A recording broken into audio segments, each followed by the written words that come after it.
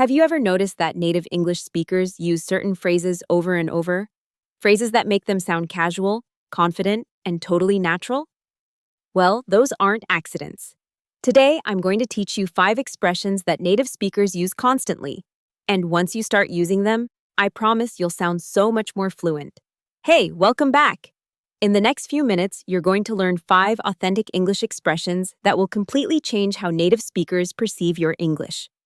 These are real phrases people use in everyday conversations, not stiff textbook stuff. By the end of this video, you'll know exactly when and how to use them. So let's jump in. The first expression is, you know what I mean? Now, this isn't really a question. Native speakers use it when they're explaining something and they want to check if the other person understands. For example, if you say, the weather has been crazy this week, you know what I mean? You're not really asking them. You're just confirming they follow your point. It makes your speech sound super casual and natural. You can also shorten it to, or you know what I'm saying? This phrase is so common in native speech that if you use it naturally in a conversation, people will immediately think you're more fluent than you actually are. Expression number 2 is using kind of or sort of to soften your statements. Native speakers do this all the time. Instead of saying, this movie is boring, they say, this movie is kind of boring. It sounds less rude and more conversational. For example, I'm kind of tired today, or that's sort of a difficult question. These phrases make you sound more thoughtful and less aggressive. They're especially useful when you're giving opinions or criticism. So instead of saying, I don't like your idea, you could say, I'm kind of unsure about that idea. It's a small change, but it completely changes the tone of your conversation and makes you sound way more like a native speaker. Number 3 is, I'm down for that. Now, this doesn't mean you're physically going down. Down for something means you're willing to do it or you agree with the idea. For example, if your friend says, let's grab dinner tonight, you can respond, yeah, I'm down for that. Or if someone suggests a trip, you can say, I'm totally down for that. You'll also hear native speakers say, I'm down by itself, which means the same thing. This is super common in casual conversations with friends and colleagues.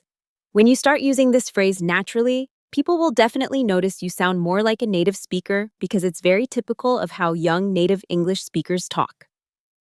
Expression 4 is, that's the thing.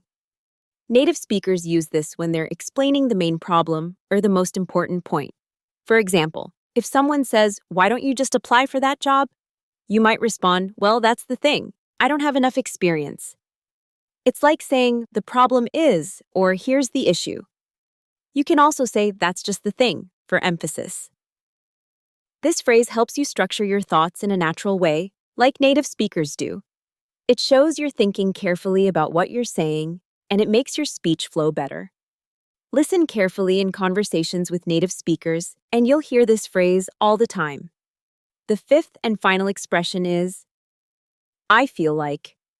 Native speakers use this constantly when they're sharing opinions or observations.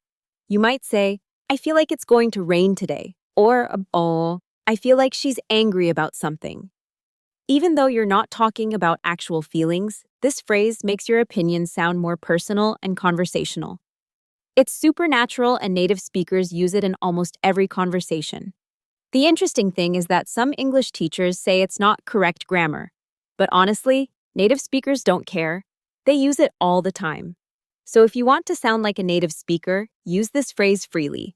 Say, I feel like you're right, instead of, I think you're right, and watch how much more natural it sounds.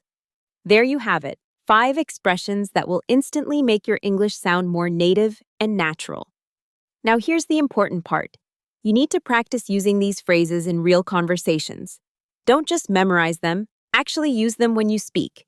Try using 1 or 2 in your next English conversation and notice how people react. If you found this helpful, please subscribe for a new English lesson every single day. Your fluency will thank you. See you in the next one.